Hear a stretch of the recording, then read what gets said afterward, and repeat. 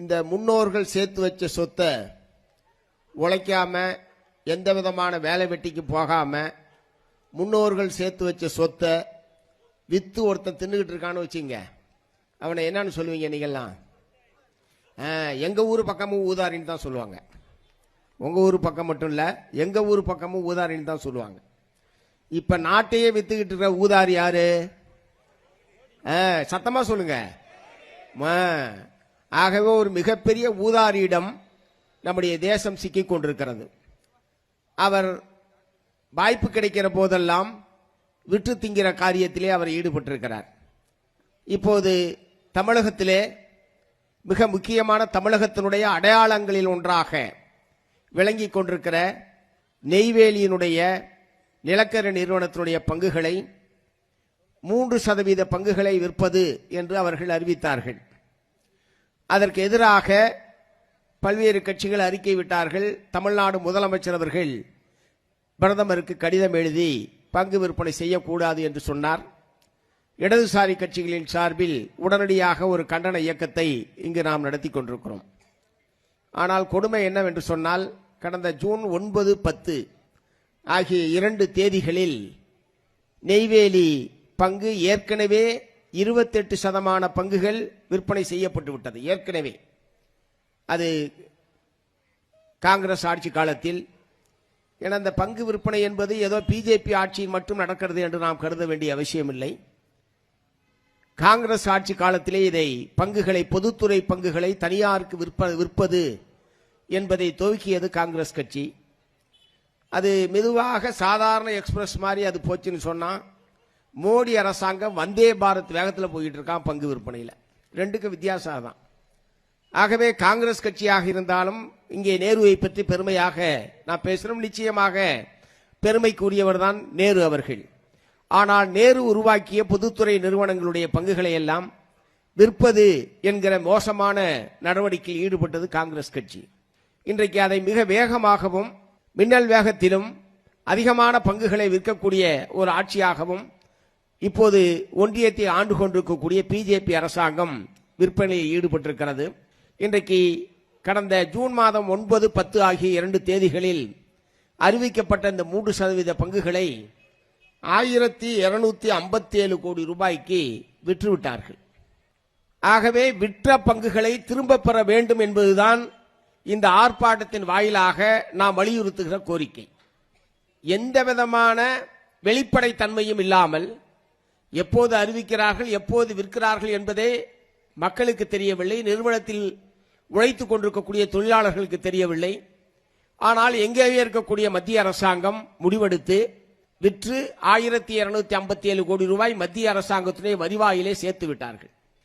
ஆகவே இந்த கண்டன ஆர்ப்பாட்டத்தின் வாயிலாக மத்திய அரசாங்கத்தை வற்புறுத்த விரும்புவது விற்கப்பட்ட பங்குகளை திரும்ப பெற வேண்டும் என்கிற கோரிக்கையை நம்முடைய 3 இடதுசாரி கட்சிகளின் சார்பில் நான் வலியுறுத்த விரும்புகிறேன்.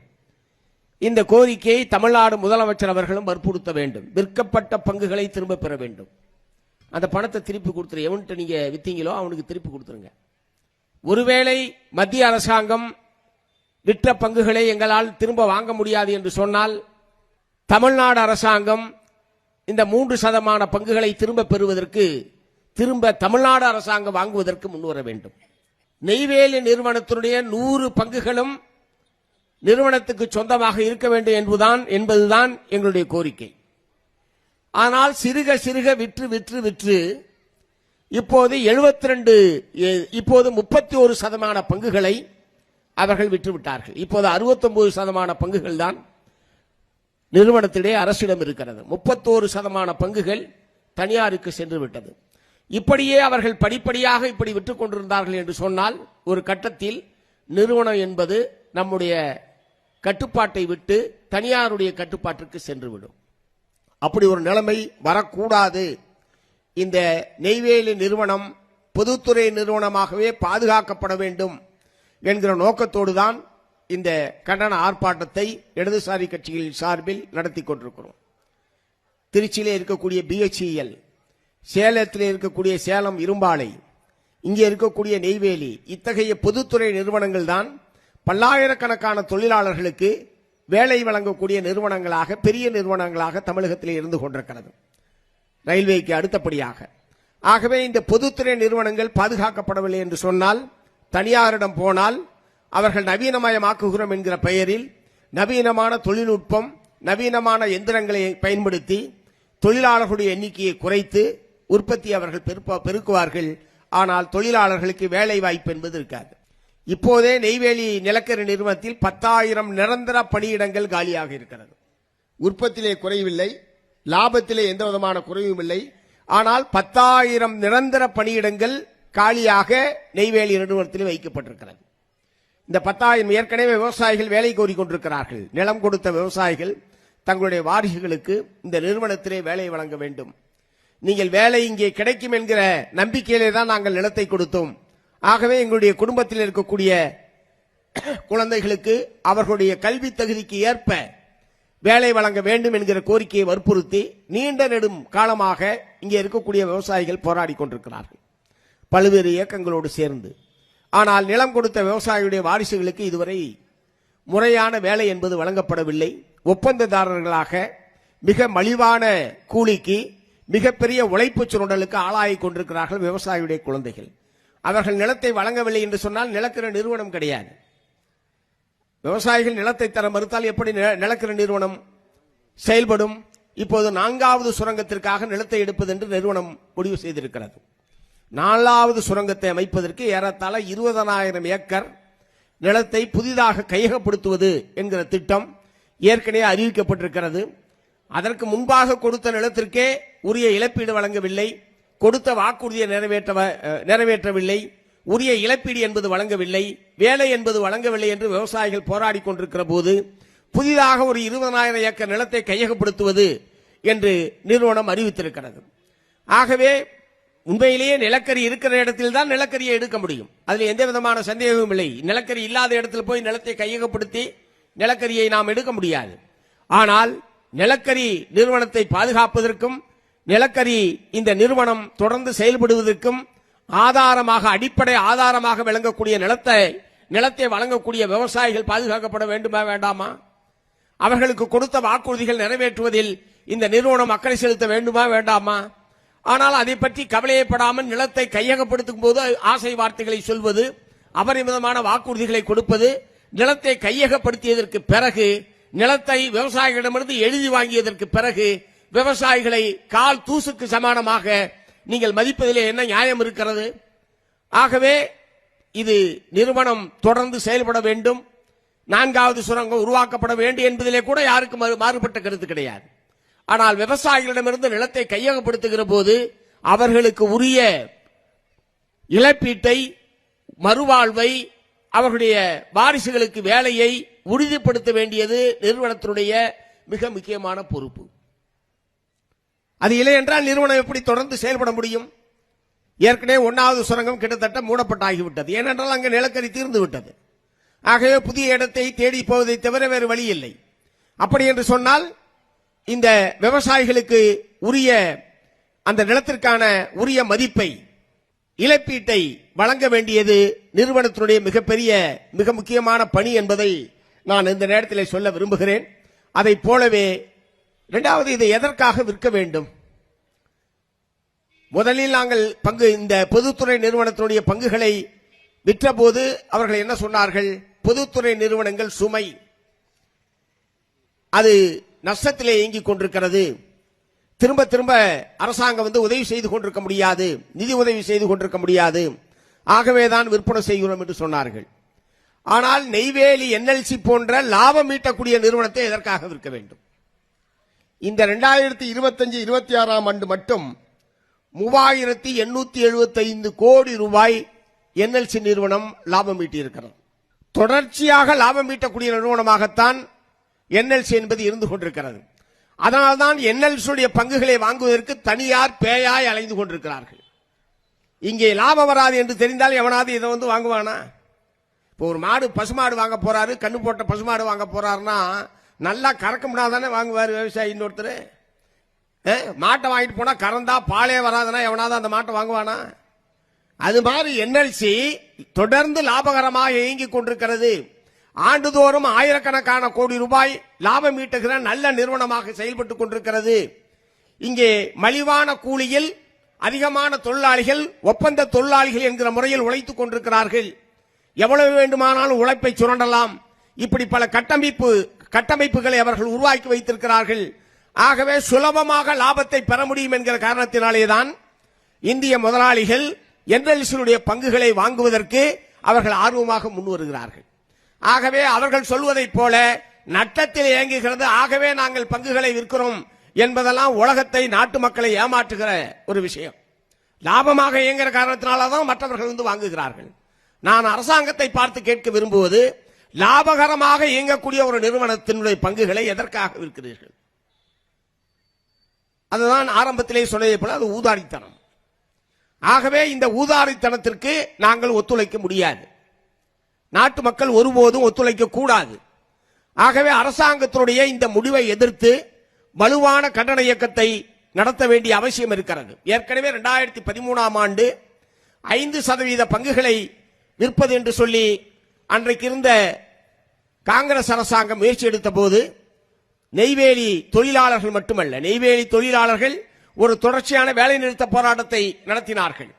அவர்களுக்கு ஆதரவாக கடலூர் மாவட்டம் முழுவதும் பந்த் உள்ளிட்ட போராட்ட நடவடிக்கையில் இங்கே இருக்கக்கூடிய அனைத்து மக்களும், வியாபாரிகள், அனைத்து அரசியல் கட்சிகள் அனைவரும் ஈடுபட்டு பொது போக்குவரத்து உட்பட நிறுத்தப்பட்டு பொது வேலை நிறுத்தம் என்பது நடைபெற்றது. தமிழ்நாடு முழுவதும் நெய்வேலி பங்குகளை விற்பனை செய்யக்கூடாது என்று சொல்லி தமிழ்நாட்டு மக்கள் கொதித்தெழுந்தார்கள்.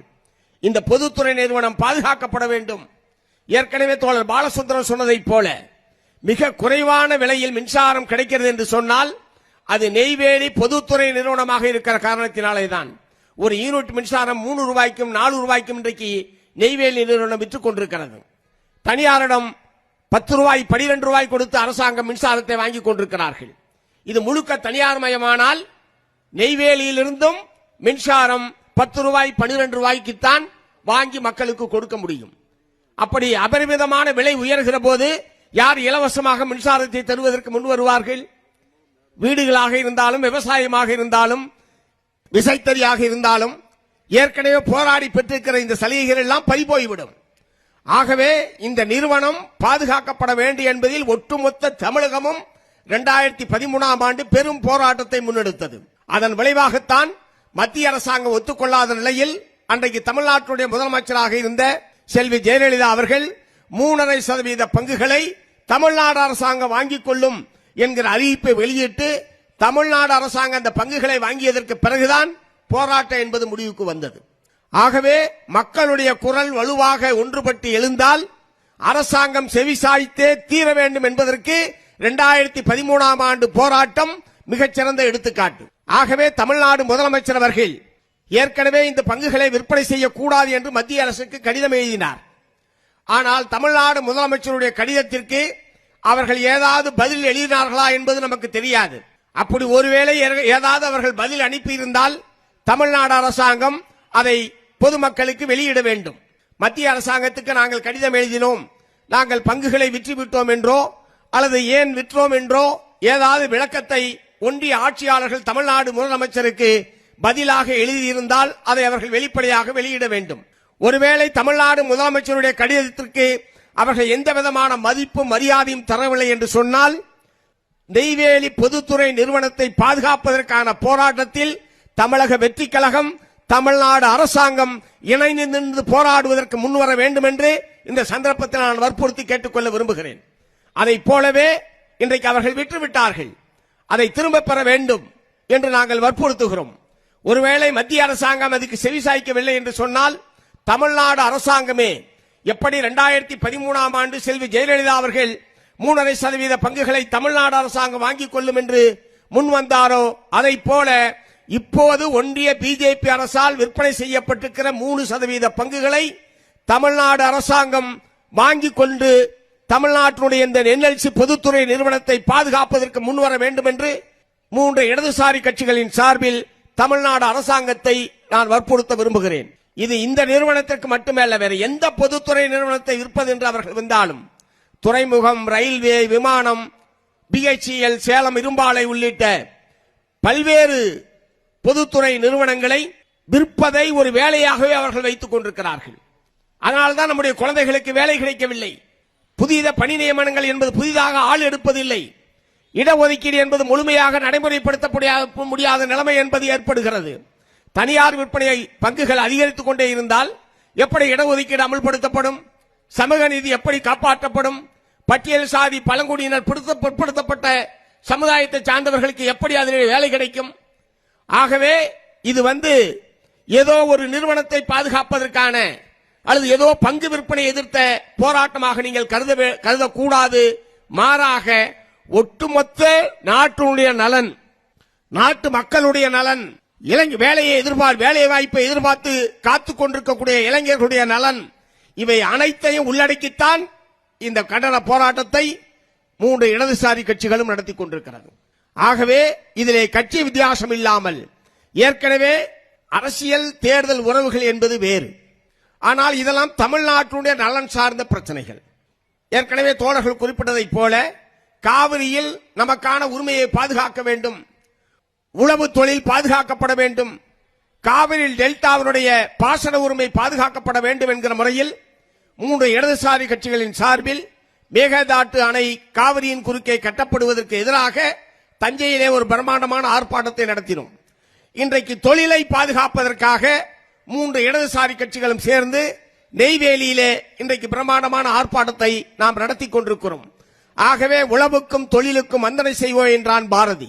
அந்த பாரதியினுடைய அந்த கனவை, பாரதியினுடைய எதிர்பார்ப்பை முன்னெடுத்து செல்லுகிற வகையிலேதான் 3 கட்சிகளின் சார்பிலும் இப்படி ஒவ்வொரு பிரச்சனையிலும் பார்த்து பார்த்து பொருத்தமான கோரிக்கைகளை முன்வைத்து இடதுசாரி கட்சிகள் தமிழகத்திலே போராட்டத்தை நடத்தி கொண்டிருக்கிறது. இந்த தமிழ்நாட்டினுடைய நலனை முன்னிறுத்தி நடத்தக்கூடிய இத்தகைய போராட்டங்களுக்கு தமிழக மக்கள் பேராதரவு அளிக்க வேண்டும் என்று இந்த நேரத்தில் நான் கேட்டுக்கொள்ள விரும்புகிறேன். இந்த நெய்வேலி நிறுவனம் 1958ஆம் ஆண்டு ஆரம்பிக்கப்பட்டிருந்தாலும் இன்றைக்கு ஏராளமான சொத்துக்களை அது உருவாக்கி இருக்கிறது.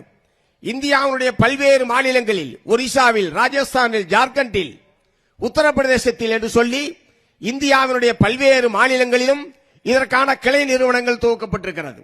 இங்கே இந்த நெய்வேலி டவுன்ஷிப் இது எவ்வளவு பெரிய கட்டமைப்பு. இதை தனியாருக்கு நாங்கள் ஒப்படைக்கிறோம் என்று சொன்னால் யாராவது ஏற்க முடியுமா? இதையெல்லாம் 58 கடந்த 70 ஆண்டு காலமாக ஒவ்வொரு ஆண்டும் ஒவ்வொரு காலத்திலும் இங்கிருந்து வருமானத்திலிருந்து தானே இந்த கட்டமைப்பு உருவாக்கப்பட்டிருக்கிறது. இதையெல்லாம் அப்படியே தூக்கி தங்க தாம்பாளத்தில் வைத்து கொடுப்பதை போல கொடுப்பேன் என்று ஒருவன் சொல்கிறான் என்று சொன்னால் அதை எப்படி நாம் அனுமதிக்க முடியும்? இந்த மாவட்டம் இதனால் பலவிதமான பாதிப்புகளுக்கு உள்ளாகி இருக்கிறது. ஆனால் CSR ஃபண்ட், இந்த CSR ஃபண்ட் இங்கே இருக்கக்கூடிய நிறுவனம் இந்த மாவட்ட மக்களுடைய முன்னேற்றம், இந்த மாவட்ட மக்களுடைய வளர்ச்சி, நிலக்கரி எடுப்பதனால் ஏற்படக்கூடிய சுற்றுச்சூழல் பாதிப்பினால் பலவிதமான உடல் உபாதைகளுக்கு இங்கே இருக்கக்கூடிய மக்கள் ஆளாகிறார்கள். அதற்கு CSR ஃபண்டை பயன்படுத்துவதற்கு பதிலாக இந்தியாவுடைய பல்வேறு மாநிலங்களுக்கு இங்கே இருக்கக்கூடிய NLC நிறுவனம் CSR நிதியை வெளி மாநிலங்களுக்கு பயன்படுத்திக் கொண்டிருக்கிறார்கள். இங்கே ஏதோ தன்னிறைவை பெற்றுவிட்டதை போலவும், இங்கே எல்லா பிரச்சனைகளும் தீர்ந்து விட்டதை போலவும், ஆகவே நாங்கள் வெளி மாநிலங்களுக்கு கொடுக்கிறோம் என்று சொன்னால் நம்மால் ஏற்றுக்கொள்ள முடியும். ஆனால் இங்கே இந்த மாவட்ட மக்களே பலவிதமான அடிப்படை கட்டமைப்பு வசதிகளை எதிர்பார்த்து இருக்கிற போது நெய்வேலி நிலக்கரி சுரங்கத்தால் ஏற்பட்டிருக்கிற பாதிப்பிலிருந்து மக்களை பாதுகாக்கவும் மீட்கவும் அந்த நிதியை பயன்படுத்த வேண்டுமே தவிர மாறாக இதர மாநிலங்களுக்கு கொண்டு செல்வோம் என்பது வன்மையான கண்டனத்துக்குரியது. இங்கே சுரண்டி இங்கே மக்களுக்கு பாதிப்பை ஏற்படுத்திவிட்டு நீங்கள் வெளி மாநிலங்களுக்கு இங்கிருந்து நிதியை கொடுப்பீர்களா? அவர்களும் இந்தியர்கள் தான். ஆனால் பாதிப்பும் பூரா நமக்கு, மற்றவர்களுக்கு நீங்கள் பரிகாரம் செய்வீர்களா? ஆகவே இந்த CSR நிதி என்பதும் இங்கேயே பயன்படுத்தப்படுவதற்குரிய முறையில் நிறுவனத்தினுடைய அணுகுமுறை என்பது மாற வேண்டும். ஏன் ஒரு நல்ல மல்டி ஸ்பெஷாலிட்டி ஹாஸ்பிட்டல் நெய்வேலியில கட்டுங்களே, பக்கத்துல பாண்டிச்சேரியில ஜிப்பர் இருக்கிற மாதிரி நெய்வேலியில ஒரு நல்ல மல்டி ஸ்பெஷாலிட்டி ஹாஸ்பிட்டல் கட்டி இலவசமாக இந்த மாவட்ட மக்கள் மட்டுமல்ல, விழுப்புரம் மாவட்ட மக்கள், கள்ளக்குறிச்சி மாவட்ட மக்கள், அருகிலே இருக்கிற மாவட்ட மக்கள் எல்லாம் இலவசமாக சிகிச்சை எடுத்துக்கொள்ளக்கூடிய வகையில் சில ஆயிரம் கோடியில் ஒரு வருடத்தினுடைய லாபத்தை ஒரு நல்ல மல்டி ஸ்பெஷாலிட்டி ஹாஸ்பிட்டல் நெய்வேலி நிறுவனம் கட்டக்கூடாதா? மக்களுடைய மிகுந்த வரவேற்பை பெறாதாது. ஆகவே இந்த மாதிரியான ஆக்கப்பூர்வமான சிந்தனைகள், ஆக்கப்பூர்வமான திட்டங்களை நிறைவேற்றுவதற்கு முன்வர வேண்டும். ஏற்கனவே இதனால் சில பிரச்சனைகள் என்று சொன்னால், இப்போது புதிதாக பரங்கிப்பேட்டை பகுதியில் கடலுக்குள்ளிருந்து ஹைட்ரோ கார்பன் எடுக்கிறேன் என்கிற பெயரில் ஒரு அறிவிப்பு என்பதை மத்திய அரசாங்கம் இப்போது வெளியிட்டிருக்கிறது. கடலுக்குள்ளே இருந்து ஹைட்ரோஜன் நாங்கள் எடுக்க போறோம், ஹைட்ரோ கார்பன் எடுக்க போறோம். இப்ப அங்கே போராட்டம் நடைபெற்றுக் கொண்டிருக்கிறது. மீன்வளம் பாதிக்கப்படும், மீனவர்கள் கடலுக்குள்ளே செல்ல முடியாது, கடற்கரை அந்த பகுதியிலே மீனவர்கள் வாழ முடியாது. இரண்டாவது, கடலுக்குள்ளே ஆழ்துளாய் மூலமாக ஹைட்ரோ கார்பனை உறிஞ்சி எடுக்கிற போது பூமி என்ன ஆகும்னு தெரியாது. ஏற்கனவே ஹைட்ரோ கார்பன் டெல்டா மாவட்டங்களிலே எடுக்கக்கூடாது என்று சொல்லி பாதுகாக்கப்பட்ட வேளாண் மண்டலமாக ஏற்கனவே அறிவிக்கப்பட்ட அதற்கான சட்டங்கள் என்பது நிறைவேற்றப்பட்டிருக்கிறது. இப்போது சமவெளி பகுதியை விட்டுவிட்டு, வயல்வெளிகளை விட்டுவிட்டு கடலுக்குள் இருந்து நாங்கள் எடுக்கப் போகிறோம்.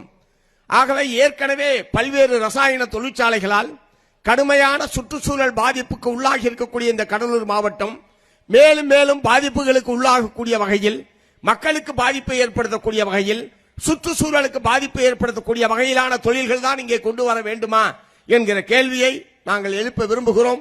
ஆகவே சுற்றுச்சூழல், மக்களுடைய வாழ்வாதாரமும் மக்களுடைய சுகாதாரமும் மிக மிக முக்கியம். அதற்கு பாதிப்பை ஏற்படுத்துகிற மாதிரியான ஒரு தொழிலை நீங்கள் கொண்டு வருவது என்பது இந்த மாவட்ட மக்களுக்கு எந்த விதத்திலும் உதவியாக இருக்காது.